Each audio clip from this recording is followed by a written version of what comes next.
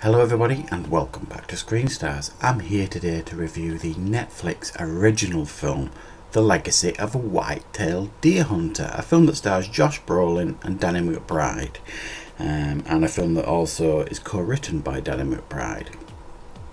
And this film is a comedy, like a kind of like a satirical approach on the hunting scene in the US. Something that we don't have in this country, and there's aspects of this movie that a lot of it didn't make a lot of sense to me coming from the UK. So straight off the bat, I think there's some audience members who will watch this just don't get it, and I'm kind of one of them. I just kind of didn't get this movie.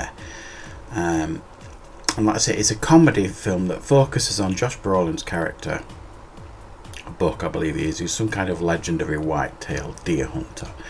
He's been doing his own like DVDs for years that are really successful, that shows him hunting, and Danny McBride is his cameraman basically, and they go around doing all these videos, DVDs for years and years, and that's his livelihood. And this particular next trip, this next DVD he's doing, is him taking his 12-year-old son on his first hunting trip for him to basically shoot his first white-tailed deer, and it's supposed to be like a bonding trip with him and his son, because he's split with his wife, he doesn't live with his son anymore, and he's hoping that this trip will bring them closer together. But what he doesn't count on is that everything goes basically wrong. He's got a really self-obsessed son that's only interested in speaking to his girlfriend, going on his phone all the time. He's not interested in hunting. He keeps talking about his mum's new boyfriend, who they might be getting married, and everything just keeps grating his dad the wrong way, and the trip kind of goes from bad to worse.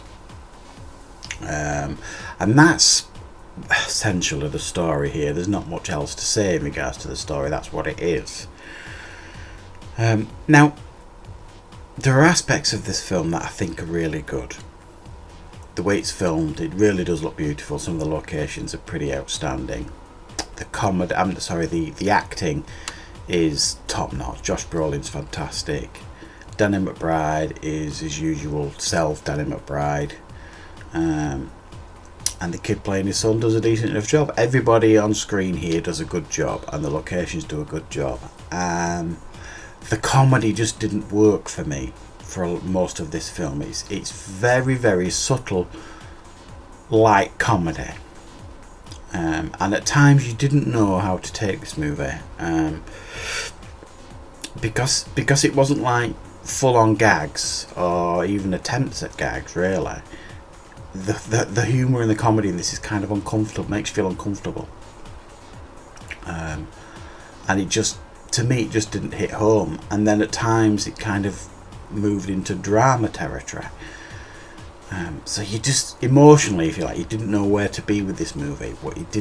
I didn't feel comfortable, and some of the stuff was very uncomfortable to laugh at. There's a couple of chuckles in it, but it is not, this film is not full on comedy. It's more of a subtle approach, and more of a satirical approach.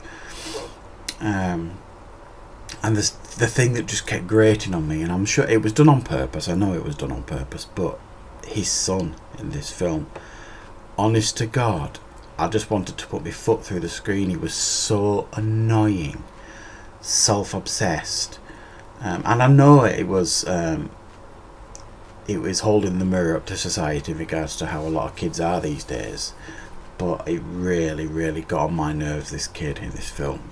And if you watch this film, you'll know what I mean. I'd be amazed if he didn't get right on your nerves as well. Just the way he talked as well. Everything was dang at the end of every sentence. He was written to be ultra annoying, and that part really worked, to the point where it bothered me a lot in this film.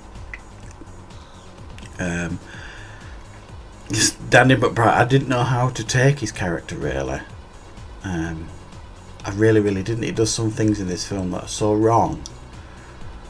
Some of the inappropriate conversations and things that he shows this kid in this film are so wrong I genuinely didn't know how to take it. I didn't know what the point of it was, really. So I think this is one of those films that I could completely understand why critics are enjoying, but audience members not so much.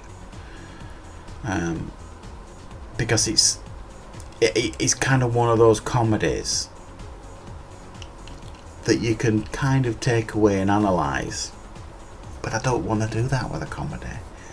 You know, I don't want to think about the underlying reasons for this, that, or the other in a comedy movie and the message it's trying to give, and you know, I'd kind of like a more traditional comedy approach where they throw gags at you and then shove some kind of meaning in at the end. I don't know. There's things about this movie that just didn't work for me. However, I can acknowledge that this is a really well made film, really acted, nicely written, and a lot of it does work. But I think because it's described as a comedy, for me the comedy part of the thing is the thing that didn't work. So I'm going to give it a 7 out of 10 because it's not a bad film at all. I think if the comedy had have hit home with me a little bit more, this would easily have been an 8 out of 10, potentially more, because there's nothing wrong with the film in that sense. It's just the stylings of the comedy wasn't in my taste, if that makes any sense. But yeah, guys, if it's a film that interests you, I think it's certainly worth a watch. And because comedy is subjective, the comedy in this movie may well hit home with you far more than it did with me. So thank you very much for watching.